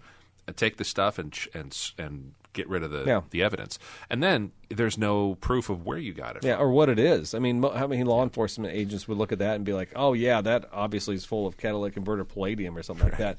Yeah, it'd have to be somebody investigating the operation at that point. There's a reason there's been this big of a spike, and yes, the cost is one thing, but I think we hit the other nail on the head, and that is. Who's going to catch them, and how easy is it to catch them, and what are they going to really help by catching them and doing it? You got to stop them. That's the point. So let's all just not set our parking brakes real well, and somebody starts messing with your car. And did we save any of those? Is there any of those stories in here? The icing on the cake? Anybody die? There might be. I thought we saved one. The icing on the cake. Yeah. By the way, Illinois had somebody die recently from. Illinois has a law going into effect, and Daryl's At tripping least on it's stuff. not a car door. Yeah. But no, there's been a couple things, and I think you can even watch videos of this. It's like on the what is that? Fail Army. Oh, Yeah, I watch those with my kids all the time. Do you? Have you ever seen the one with the catalytic converter where the guy No. starts to cut on, and next thing you know, the car rolls over him? I don't think we watch people dying on Fail Army. Oh, that's Faces of Death. Yes. Yeah, you don't watch Fail Faces Army of is Death? actually like bleeps swear words and Okay. stuff. I watch it with my children. Okay. They're not just like, look at this guy get Yeah. impaled. So, at what point do you have sympathy for somebody? I understand somebody's at a never. What if your life was totally desperate? Like, your kid needed an operation for eyes, and you had no money, no insurance, and you like, if I just do this one job, I'll be able to pay for her operation. So this is straight Hollywood from Eric. I'm just saying. This is Breaking I'm just saying, Bad. yeah, This is at what point do you? That's never the point. It's The a point is- victimless crime, Gabe. I'm just trying to help my family. That's not who does this. The people that do this are on meth. Okay. And they want more meth, right? Okay. Like what? Who They're else is not doing trying to this? save their daughter for No, a vision no, operation. Okay. No. All right. Come on. Well, I'm just trying to. I mean that. I appreciate you trying. Okay. But it's not gonna fly. Okay. It's Well, not gonna fly PIA. we segued that pretty good, so we don't need you, Daryl. Yeah, we talked about you can people now getting leave. rolled over on Fail Army. Oh my gosh, is that a thing? Yeah. No. Yeah. It's not a fail army. Apparently, it's on Faces of Death. Well, we could talk a whole bunch about that probably Yeah. in the next pre-show. Yeah, Because exactly. that's a fun topic, but not really. All right. So I guess the only other news article. Do you want to hop down to this one about Representative Neil Dunn? Do you want to do that one? Sure. The Florida right to repair. Oh my goodness. Make Eric read it. He's been doing great. Oh no. Yeah. He has tapped out. Stammering. He's been taking all the articles. Stammering. Wait, which one? The Rivian one? No, before Rivian. Sorry, I very scrolled. small. I scrolled too much. Okay, so here's another one. U.S. Representative Neil Dunn, a Republican from Florida, reintroduced a bipartisan bill Thursday. That's Thursday of last week, mandating that vehicle owners and independent repair shops have the same access to repair and maintenance tools and data as automakers and their franchise dealerships. The bill, known as the Right to Equitable and Professional Auto Industry Repair Act, was previously introduced last year by Illinois Democratic Representative Bobby Rush from Chicago, isn't he? Repair. Get it right. Equitable. Professional Auto Industry Repair Act. That's what that Repair. spells? So good. Oh man, these guys. got Every it, new man. act, bud. I want to be in Congress just so I can name bills. You just want to play with alliteration and names. He retired after his term, by I was the gonna way. say Bobby Rush. That dude's been around forever. Yeah. He gone now. This might be the best thing he ever did. Shot a shot and pieced out. Possibly. However, that got reintroduced there. Not quite sure what's going to happen. So I have feedback on this. So there's been historic laws. Auto dealerships have had, tools and products and everything from manufacturers to repair vehicles for a very long time. And those have been protected by law. But now we have manufacturers that are selling directly to consumers. So all of the laws right now are written that say you have to offer the same diagnostic tools and the same parts availability to third-party repairers as you do dealerships. What happens if you don't have a dealership? Well, You have to change the law. or you have a company like Tesla that refuses that. They sell direct to consumer, and by the way, we're not going to allow you to have the parts or the tools required to fix the car. That's why these laws are coming in, is what Yes, I'm saying. yes. Because if they don't pass these laws, Tesla can keep doing that. Yeah. And other companies, because are we going to do the Volvo story? Is that down lower? It's up higher, actually, if you want to go Okay, to it. but the point is, other people are doing direct to consumer sales. Yeah. And there was an article, I don't know who sent it to me, or a graph that showed Tesla profits per vehicle versus other manufacturers way higher. Do you think that's they're better at making cars and setting price points? No.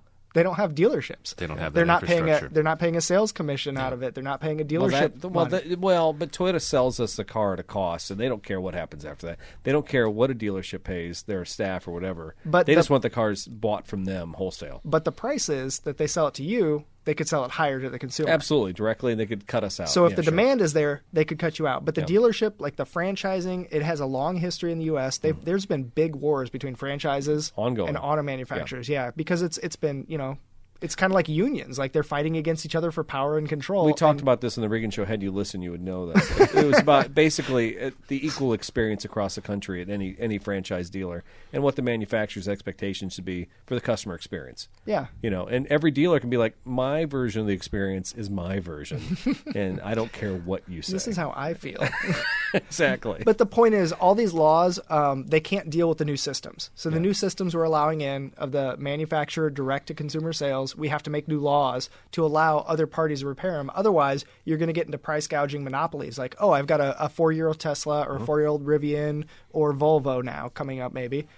Okay, I can't take it to a dealership, and I can't take it to a third-party repair shop. I have to go to the manufacturer, and I'm getting gouged, or my vehicle's worth nothing, and I can't sell it. Nobody wants to buy it if the repairs are super expensive. Lease. Yeah. Well. So I think the model that everybody's been going to here. It's like again. my iPhone. I traded my iPhone, got $800 for it after 2 years of ownership on the previous one.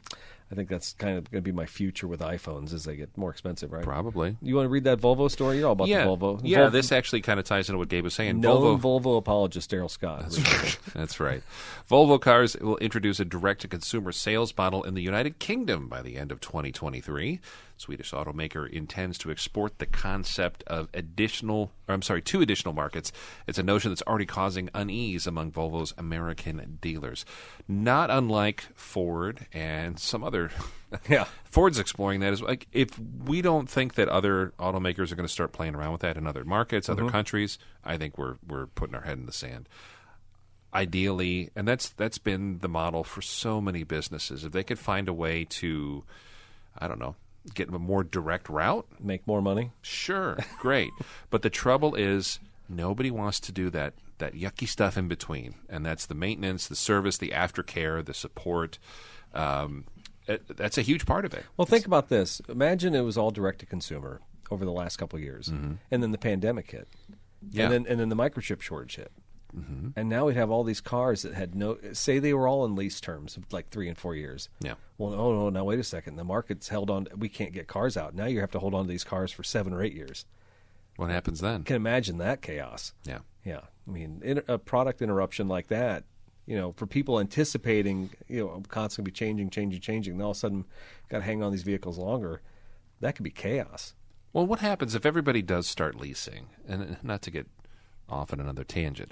Everybody does start leasing because of cost, economics, technology, yada, yada, yada. What happens to the cars that are off lease? Because right now, the off-lease cars are, you go to CarMax, you go to some of these other bigger dealers, everything's a 3-year-old Altima. Because there's a bazillion of them that were either rentals or fleets or whatever. And that's a great entry-level car, mid-level car for somebody to get in and be, hey, I got a 3-year-old car with 50,000 miles. I paid a decent price. I didn't take the depreciation hit. That's a great buy. What happens if everybody is of that mindset where nobody wants to own anything anymore? Nobody wants to buy something and have it forever. They just want something that's 2-3 years old. And then what happens to those cars?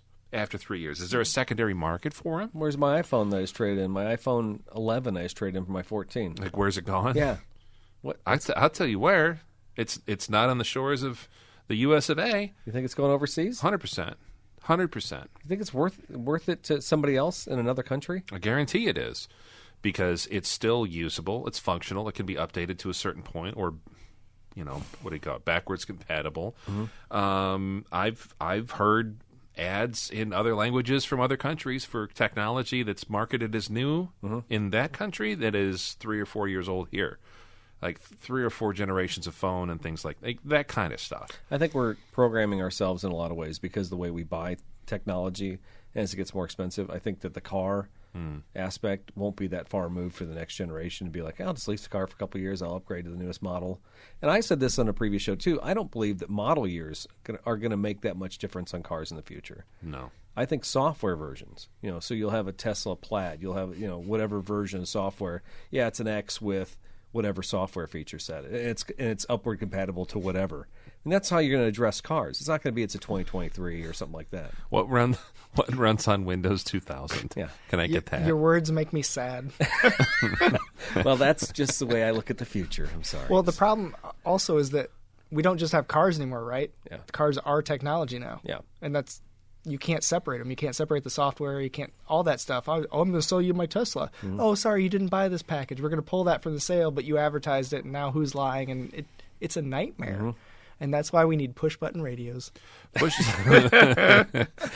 you Need crank. knobs on TVs. Hell yeah. I agree. I love it. All right, so in local news, I'll let Gabe read this one because he's a known Rivian apologist. I am. Yeah. You know why? I love Rivian. I need a Rivian job. Somebody give me one. And you need some Rivian love on the stock.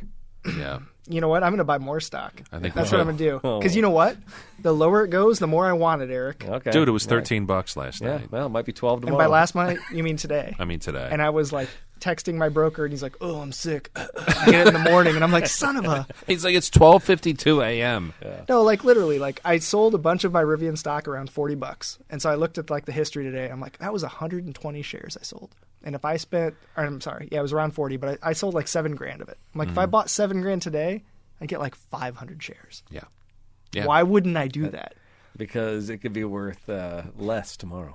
Yeah, slightly, but the point is, like, they have capitalization. They have I think you have to look at futures, they market have sales. capitalization. Yeah. You have to look at what if they can actually produce vehicles, which eludes this next story. What does this tell us? But they have. But the point, Eric, hang on. Before we get to the story, the point is, and I told Daryl this, is we have an intimate connection with this company here in Central Illinois that people around the nation do not have. That's true. That's like, true. we know the people that work there. I have driven a couple thousand miles in a Rivian truck before. Like, I know the product. I like the product. They're great machines. It's a good product, and it's going to continue to sell. They're a startup company that's trying to compete with huge automakers. Like, of course they're struggling and trying to get off the ground. But anyways, Rivian apologist. Apparently I found my tag. He just paints that brush. It's a bold stroke. You're apologizing for this. You're The Bob Ross of offensive comments. Go ahead. So Rivian is in talks. They're revisiting their contract with Amazon to allow non-exclusivity on the purchase of EV trucks. Rivian Startup Automotive is its largest shareholder and customer, Amazon, has reportedly in talks to end their exclusivity part on their electric van deal. According to a report from the Wall Street Journal citing people familiar with the matter, Amazon informed the EV maker it wanted to buy about 10,000 vans this year. The number was at the low end of the range it previously provided to Rivian. In response, Rivian proposed removing the exclusivity terms, which will allow the company to sell its EDVs, or electric delivery vehicles, to other fleet and retail customers, increasing revenues. So this is a double-edged sword. Amazon is saying, we want more trucks than you could potentially sell, and we might be able to go otherwhere. And Rivian is saying, well, then we can sell them to other buyers. So everybody has reacted harshly to this news and apologizing over here. That doesn't mean it's bad news. No, I don't think it's necessarily bad. It's everybody. Amazon was one of the earlier people that were. It was Amazon and Ford. Those are the two big names you heard banted about when it came to Rivian. Like, oh, they've ordered, or they're partners, or they've got a stake in it. If Ford's walked away early, and coincidentally their Lightning came out. Anyways, Amazon wants to do their thing. That's fine, but if you look at other delivery companies like UPS, DHL, they're not locked into one particular. No, as a matter of fact, company. Amazon bought a bunch of Ram EV, or they signed a contract for some Ram EVs earlier in the year. From FCA. Confusing the hell out of this whole contract with Rivian, right? Yeah. But that's where they're at, though. They probably need vehicles, and if they're not getting stuff, is the issue though with Rivian? Is it getting production ramped up enough to get into the market? Because I keep hearing people say, "Where are they? Where are they?" That's the $1,000,000 question. Can they make more cars? And so RJ Scringe came out last week and said we're going to make $63,000 or 63,000 cars next year. If they do that, that's awesome because they need to do that. They didn't even clear 25,000 last year, and that was their goal Total. Yeah. Okay. And I don't know if that included the Amazon delivery vans or not. I don't think it did. That's all you see. By the way, anybody driven through Yes, and seen Amazon vans all over. That's the place. all you see. Oh, the that parking lot lot full. It's insane. Yeah. and that's cool. That's good. But I don't know. I wouldn't read. I'm kind of with Gabe on this one. I wouldn't read too much into this. I don't think it's horrible news. I think it's just everybody's going to go there. Well, and I think the one thing I didn't pull up in this article, Amazon is the number one investor in Rivian, right? as of today. I It's thought like that- 17%. okay. Yeah. Which is why my Amazon stock has sucked wind over the last year. Because every time there's a loss on Rivian, I'm getting kicked in the shorts. So. Maybe just buy some Rivian stock. It's fine. Yeah, but I think they're going to bounce back. I still believe in Rivian. I think it's an amazing product, and they're having growing pains, and that was to be expected. So I'm willing to triple down because as we talked about earlier, how's Chipotle doing? Chipotle's doing really good. Now, what is the? What's the average growth rate on Chipotle? I don't know what the growth rate is. I couldn't tell you that. Okay, all right. But I can tell you that their stock is It's strong just as under, guacamole. But just what if, under what if 1,600. the stock came out and everybody was crazy about it and it was debuted at like 110 a share and then it skyrocketed all the way to 170 a share and then now you could buy it for $13.50? That doesn't mean And you anything. knew the company was the same as the day it came out. No, because that valuation was asinine. That valuation was higher than Volkswagen and Toyota and General Motors. But it what made no puts sense. value in a stock? Is it what the company is actually worth, the- or is and- it what people no, perceive? That's perceived, and it's all faith-based. And I don't think Rivian... So it can get back there. Again, no, but here's the problem with that. Rivian doesn't have the cult of personality that Elon Musk is. They don't have the brand awareness that Toyota or General Motors has. They are a new company, and you have to earn the right to have the highest market capitalization on a vehicle. If you're only putting out 25,000 cars, they better be McLarens. And I've heard they're great, and I've been around them. They look like they're very nice, but they have a lot to prove in order to keep that kind of capitalization. So they need a more flamboyant and They do. outgoing They do. and crazy figurehead Absolutely. to drive their product through into the future. I agree. I'll apply for that. I was job. going to say, ladies and gentlemen, Mr. Gabe Casey Yeah. is Hey-o. available. I can do it. I think I think you'd be good at it. All right, speaking of brazen corporate CEOs, is Yes. that time? I think it might be. Hold on here. Let me double check. Do we have that theme song still in here? We do. People have been asking. Is it sure do. still me? Oh. It's time for your moment of Love it. I hate you. It's all right. I love it. I love it, love it, love it. This comes from the street. Elon Musk offers another brazen prediction after a photo of the Cybertruck goes viral. He says the Cybertruck is very close to production. This came out on February 10th. After having downplayed the rollout of the Cybertruck, CEO Elon Musk has continued to tweet about it. He's on Twitter. Do you know he's on Twitter? No, I had no idea. Seriously, Cybertruck sightings in public roads have been reported in the last week, and Musk has been popping into the comments on some of these posts on social media. Yeah, still many tweaks to make it better. The side mirrors are removable by the owner because that's safe, but we're very close to production change, Tesla CEO Musk said on a February 3rd tweet. In another tweet on February 10th, Musk offered his thoughts on the Cybertruck's impact. It will change the look of the roads, wrote Elon Musk. Musk hasn't committed to a specific timeline for any shipments yet, however. We do expect to start, I don't know, maybe sometime in summer, Musk said. We do not expect production to start. I do not know. Maybe sometime this summer. I don't think he talks like that, but it sounded fun. On January 26th conference call, but I always like to try to downplay the start of production because the start of production is always very slow. And that is your moment. A Musk! Wonderful. Thank you. Wonderful. It's been a long time. It has. It felt good. Get back in the saddle? Yeah. Well, I'll tell you what. Cybertruck or not, what's he really up to these days? I tell you this. He's got the algorithm so jacked on Twitter. I should not see him all the time on Twitter. It's almost, remember like was it MySpace? No, no. What was the one where the guy was like turned and looked at Tom. you? Yeah, it was MySpace. Tom from MySpace. Tom and MySpace. He was always there every day. You'd log into MySpace, there's Tom. Yeah. I feel like Elon's trying to do that with Twitter. I mean, throwback to 2004. Yeah. Sure. The Cybertruck, I think its time has come and gone. Don't you think that No, window? I don't think so. You don't think so? No, I think it's very bold. And I think... Do you think there's enough Teslarati out there that also Yes. happen to be truck enthusiasts that want to buy a truck? Yes, more so than Rivian, I would think. Yes. And Agree to disagree. no, and so the take the mirrors off thing you talked about on that, Yeah. which seems completely unsafe in the realm of real world driving, where we count on reflective material. Mm-hmm. But realistically, cameras are in all the Tesla cars. You don't need an outside camera. The new threes don't even come with them. Yeah. Well, in the States. Yeah. I think overseas there might be some So to remove it litigation. yourself. So it's the same thing with Jeeps taking off their doors, stuff like that. You know, oh hey, we sell the Jeep with the mirrors built on the doors. If you take the doors off, then it's on you to put the mirrors back on it, right? Mm-hmm. What's the difference? Not much. No, but Legality. Yeah. the shininess, the newness has worn off. No, I don't think so. I'm going to go on record here. I'm going to go on record of saying the Cybertruck's is a joke. There's no way that's going to be successful, profitable, interesting, amusing, any of it. Any adjective you want to use.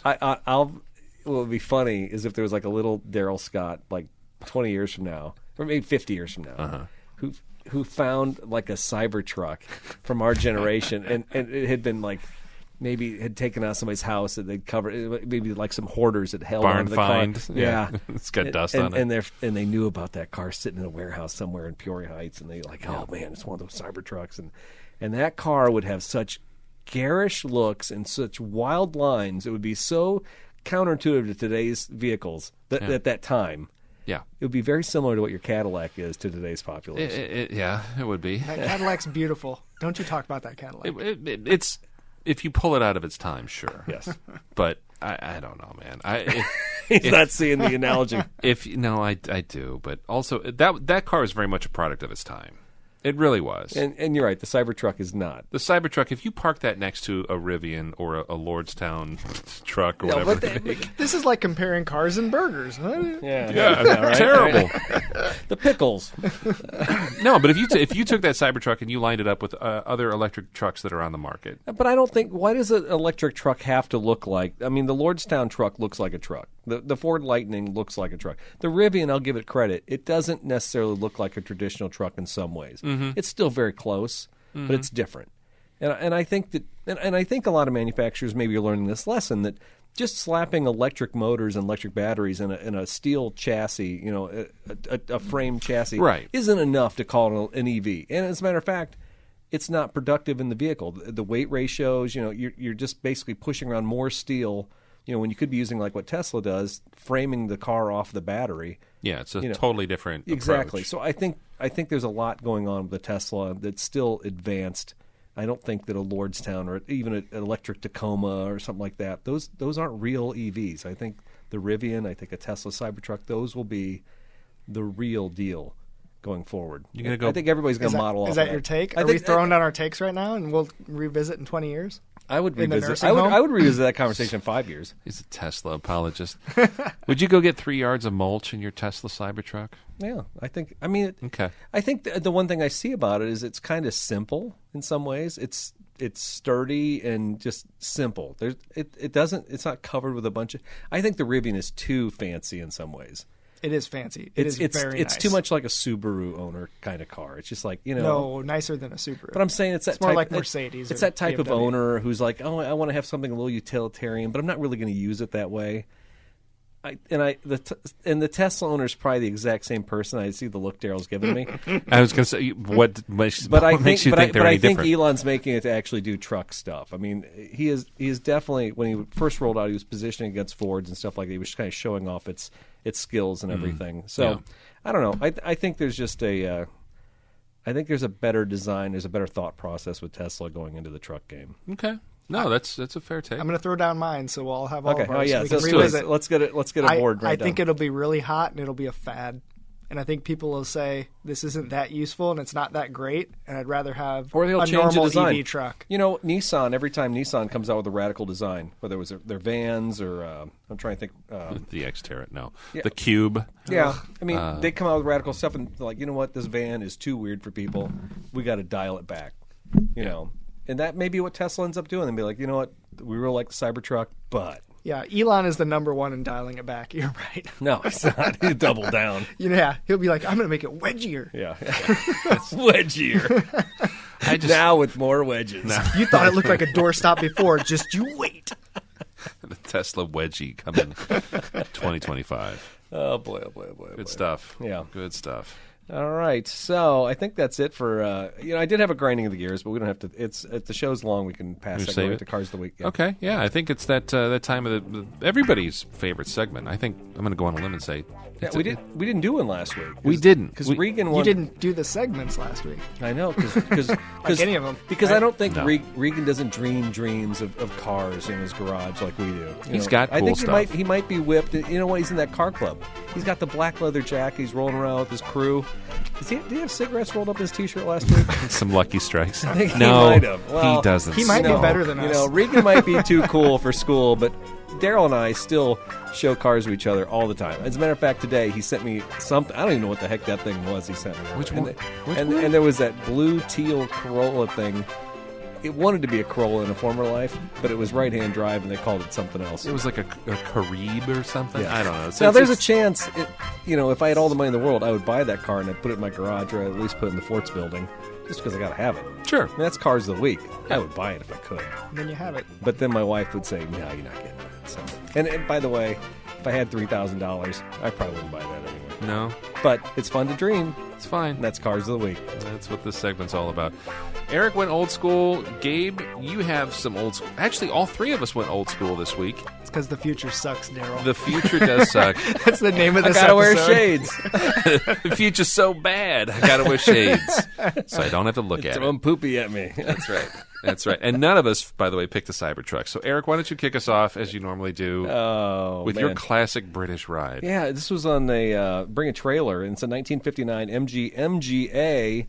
It's a cute little roadster with a tan interior. It's black over tan roadster. It was completed on January.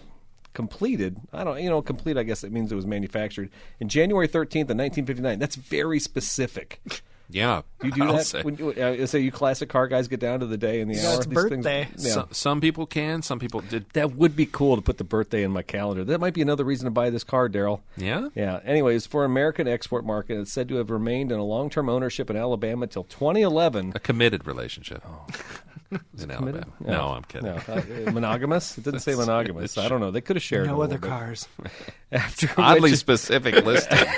This is getting very sensual. Go on, Eric. after which it was acquired by the seller as a non-running project in August 2015. Subsequent work included rebuilding the 1.5-liter inline 4 and the 4-speed manual transmission. Man, a 4-speed in that little guy would be so much fun. Replacing the wiring harness because, you know what? British car, got to do that. Refurbished the instrumentation and installed leather upholstery. Additional equipment consists of 15-inch wire wheels, which they look really like they should have been there from the get-go and from the factory. I thought that was like the deal, right? Yeah, it should be. It's Yeah. a sharp-looking little Additional car. equipment consists of 15-inch wire wheels, chrome knockoffs, chrome front rear bumpers, dual carburetors. That sounds painful for me to work on as a Toyota guy. Black soft top, side curtain, tonneau cover, and lap belts. It's a MGA Roadster is offered as no reserve with parts invoices, a toolkit, repair manuals. You know what? It's typical Bring a Trailer. You know that car is going to be super nice. Well, right now, with 30 comments and a bunch of bids, I'm trying to see when this thing ends because it's actually live on Bring a Trailer right now. Oh, okay. It's going for $21,000. That's where we're at. Boy, I tell you what, when we started the show 5 years ago, Daryl Scott, I think that car was $12,000. Probably. Yeah. Boy, them times are a changing. They are a changing. It's a great voice. Actually, just sold. I'm sorry, it just sold. Nope. I was wrong. It sold last year for $21,000. So. Wait. Oh. Sold last year? It did. So we're supposed to pick cars that are actually No. for sale that we can buy. That okay. was the rule they told me the first time I was on this fell show. in love with it. I fell in love with it and realized it already got away. My bad. That's okay. I tell you. I screwed up. Sometimes- I thought it was for sale. Well, and so yeah, I just didn't read. That makes it better. I love it. I mean, the truth at last. No, it's fine. I've done that too with Bring a Trailer where I look something up. Well, and it shows the listing, and so eBay doesn't show me listings for stuff from a week ago. I have some suggestions for their user interface at Bring a Trailer. Well, you could have been a writer for them. I could have been a contender in a lot of different ways. And Could have been a contender. I chose somebody. I chose not to. I've chosen poorly. Okay, so from British motor heritage to something around the same vintage but much larger. I'm picking an American car this time. For some reason, some friends of mine and just out of, I don't know, I guess fate, the stars have aligned, I'm looking at a lot of Thunderbirds lately in my feeds, and I don't know why. That is kind of weird. I've seen a bunch of them, too. Yeah, they're nice cars. I always like the T-Birds. There's a couple years I probably wouldn't steer towards, but the ones that I love the most, style-wise, are the 61s, 2s, and 3s. And they are the kind of, I think they call them big birds, but they're, it sounds funny. Yeah. But they're just the biggest I think the Thunderbirds ever got. They're beautiful design, and I could geek out and tell you even more about their design and their, that era. But there is one that came up for sale. It's a 1962 Ford Thunderbird M Code 390 car, which is kind of a hot motor that they put in those things. And it is in, hold on, let me pull this up, Plainfield, Indiana, so not too far. Right off of Interstate 40. And this is a non-running as-is project. And You guys seen stuff for sale where it's like in a storage unit and Yes. I was Like- just going to ask that. Is that in a shipping Is that crate? is that on a trailer? What is it? I think Gabe nailed it. I think it's in a shipping container, and it's lovely because you can't see any of the sides or any of the profile pictures because they can't. First of all, it doesn't run. It's shoved into some horrible storage situation, and they can't even be bothered to drag it out with a tractor. And it's take like the fact the pictures. flywheel is sitting like right next to the front bumper. yeah. You might need that. A little rust on her. It's a fortunate car. It's a really pretty silver with a light blue interior. They had really nice color combinations. There was a white with like a turquoise interior and beautiful like a copper gold colors. Their color palettes back then were gorgeous. It says been in dry storage most of its life, and I do believe that because the dust looks like it.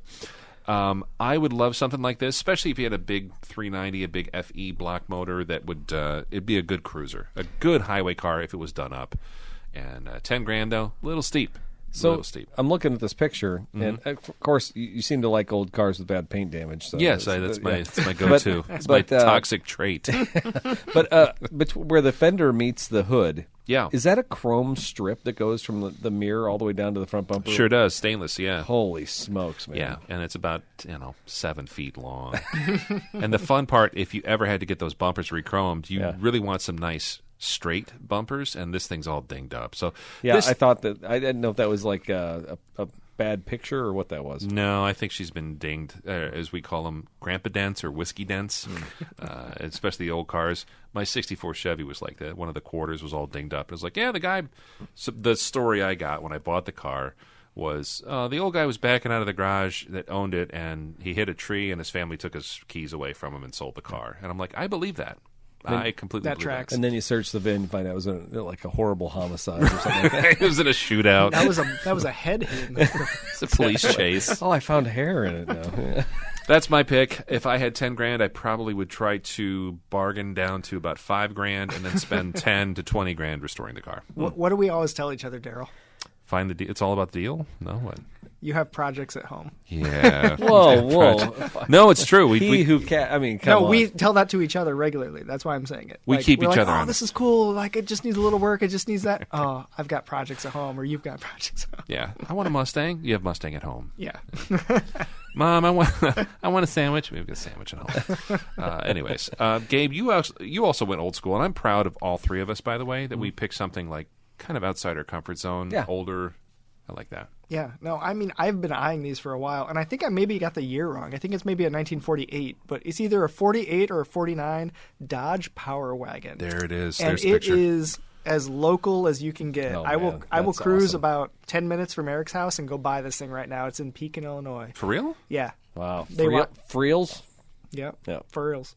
They want $38,000, and that is why it's my car of the week and not something I'm actually seriously considering. I mean, the tires are probably worth $2,000 alone. There you go. So it's Those mostly are original. monsters. It's got added disc brakes with power steering, tires and rims, the PTO winch, and the 4x4. But other than that, it's just a good-looking Power Wagon. I mean, it looks like it's got a little bit of a lift, but that just must be how they run. Dude, that winch looks like it go about a quarter mile. Oh yeah, beautiful old patinaed, a little bit green paint on it, side tire on the back, the grill guard, Side boob. I mean, tire. Yeah, I like yeah, it. I love it all. It's gorgeous. Split window in the front. Yeah. So the Yep. split window, is that Yeah. more desirable? You think in these? Or- I have no idea, but I like it. Yeah. I know they didn't change the cab on these. Like the design on here, I don't think changed for quite a good long time. And my buddy John Martin's he's got like 7 of these things. I'd like to And meet he him. lives in Pekin. Got a gun turret on one of his? Yes, he does. But Nice. that was a legit like army truck. But I know that they share a lot of the same components, and they ran those things, I think, up until I want to say like the early 60s, kind of looking like this. But they are so utilitarian. They're just beasts. I doubt it would probably do more than 50 on the open road. Yeah. But something like that, you don't need that. That's what would you do if you had something like this? But that's the thing. Anything I buy that's like this anymore, I don't want to do 50. Like even Yeah. my old motorcycles and stuff like that. I want to cruise around town. Isn't that I want to nice? go to a car show. Like I don't need to go places with a lot of my vehicles. So when you and I met Daryl over at the David Dave's mansion that day, and I was driving the 60, you were driving the 61. Yep. And I remember I was doing like 55 on the interstate. I'm like, this is great. Had the windows down. yeah. I could barely hear the music, but the wind is just blowing. I'm like, I could deal with this. People passing me by, looking at the car, like, Yeah. they're digging it, but I didn't have to have speed. Now, when you're driving the Supra, Actually, I passed a guy the other day on the Supra. A guy was in a yellow Supra leaving Morton. He did the speed limit all the way to Pekin. I don't know how the hell he did it. I'm in my four. I set the speed limit on the 4Runner because I don't want to go over 2,000 RPM to try and get the best fuel economy. This guy drove his Supra all the way at 70 miles an hour. I'm like, that's impossible. You know what that Supra wants to do? 100. 120. That's its peaceful place. I don't think he loved that car enough. Is what that boiled down to. He bought that right after me, right? It was a yellow one, and it's in Morton. Yeah. Not Groveland? No, because the Groveland one I think we sold. Okay. But I'm trying to remember the plate because I looked at the plate and I didn't recognize who it was. And you might know the car is. Anyway. No, probably not. Sorry, I didn't mean to abscond. No, it's all good because he just reminded me I still want another new Supra because I really miss mine. Yeah. It's one of those things that you just, it turns out I still need to get one of those. Yeah. So this is a big truck. What's the length of this versus like...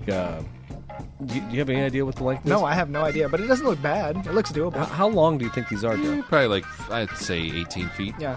Something like that, 18, 19 feet. I'm just wondering, like, if you were to park this in your driveway in Morton, Illinois. Park everything in my driveway. I can't fit anything Would it in go my all the way? garage. Would it go all the way to the sidewalk? No. No I can fit regrets. 2 cars. So... You just have to put a little, sheet pan underneath it to catch all the differential fluid, everything that would leak out of it. Nah, that goes right on the drive. It's seen worse. I'm calling the association. That's right. Now, this is a cool rig, and, I hope you get it. If you need 38 grand. No, I'm not getting it. No, it's a car of the week. If you hawked everything. I almost picked something that I wanted to buy, and then I was like, that's not Cars of the Week. Cars of the Week is if I could buy it. Yes. It's not what I actually and want to buy. I'm gonna try and be better. That's gonna be like It's hard. My 2023. Aim higher. Yeah, Daryl I picked a resto project. I'd never pick a McLaren. Yeah, he picks the pick dented garbage. hood. The you bumpers could are pick ruined. a nice one of those, Yeah, he but could've- we're just we're too honest with ourselves nowadays. I guess. I try to be.